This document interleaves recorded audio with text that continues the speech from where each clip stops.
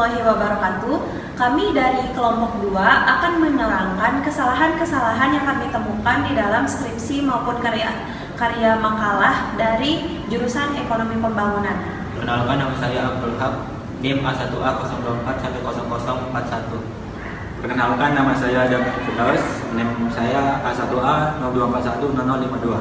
Perkenalkan, nama saya Egi Khalifatur Rahman, NIM A1A024100057. Perkenalkan, nama saya Yolana Naila Lestari dengan NIM A1A024100038.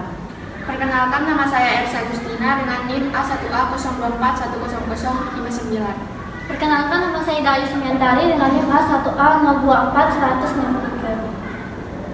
Baik, dari ini adalah kesalahan pertama, yaitu Mahza Fisiokrat ini mengkritik pemikiran merkantilisme ini, dan tokoh yang terkenal dengan mazhab ini adalah Francois Quesnay.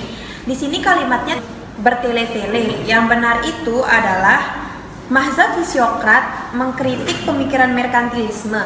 Tokohnya yang terkenal adalah Francois Quesnay. Lalu yang kedua itu adalah menteri utama di bidang ekonomi.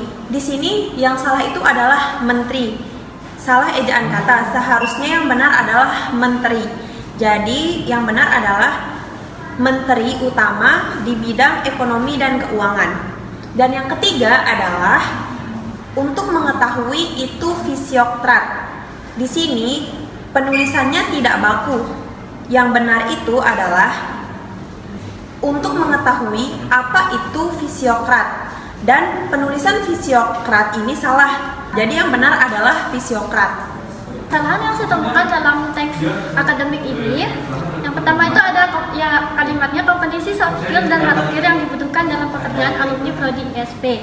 Nah, kata soft skill dan hard skill ini merupakan kata asing sehingga seharusnya ditulis menggunakan huruf miring, bukan huruf seperti biasa.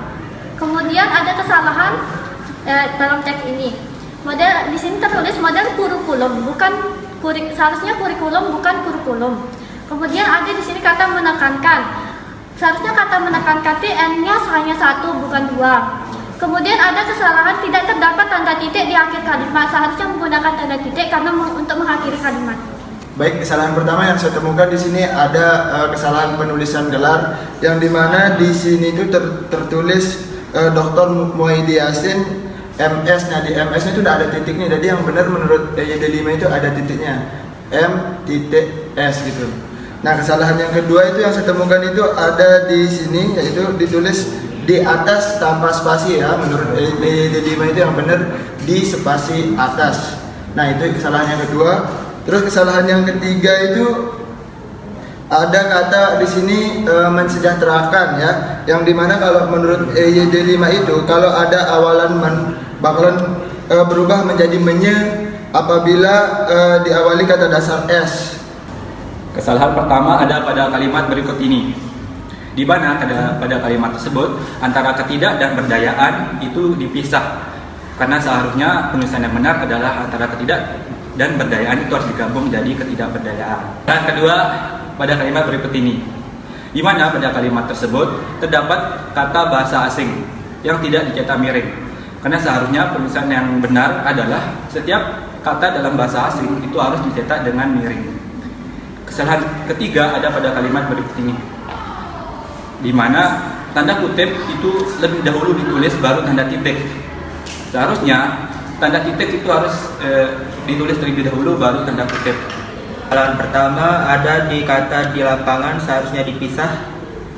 Itu merupakan frasa kata depan preposisi yang menunjukkan tempat, oleh karena itu dia harus ditulis terpisah dari kata lapangan. Kesalahan yang kedua di kata pelaksanaan. Seharusnya pelaksanaan merupakan kata baku dalam bahasa Indonesia dan digunakan untuk merujuk pada tindakan atau proses melakukan sesuatu sesuai rencana atau aturan. Di kesalahan ketiga di kalimat pelaksanaan program keluarga harapan dan pedoman pada perundang-undangan yang berlaku sebagai berikut. Seharusnya menggunakan kalimat mengacu pada peraturan perundang-undangan berikut supaya kalimatnya tidak terlalu boros. Nah, dari kalimat di samping seharusnya kata study memakai huruf I, karena kata study merupakan kata serapan dari bahasa Inggris. Sehingga dari kata study diubah menjadi studi menggunakan huruf I bukan huruf Y. Selanjutnya, dalam kalimat di samping seharusnya kata di masa depan ditulis dipisah karena berfungsi sebagai kata depan atau preposisi yang menunjukkan keterangan waktu dan tempat. Yang terakhir, dari kalimat di samping, kesalahan penulisan terdapat pada kata visi karena ini seharusnya menggunakan huruf V kecil karena tidak berada pada awal kalimat.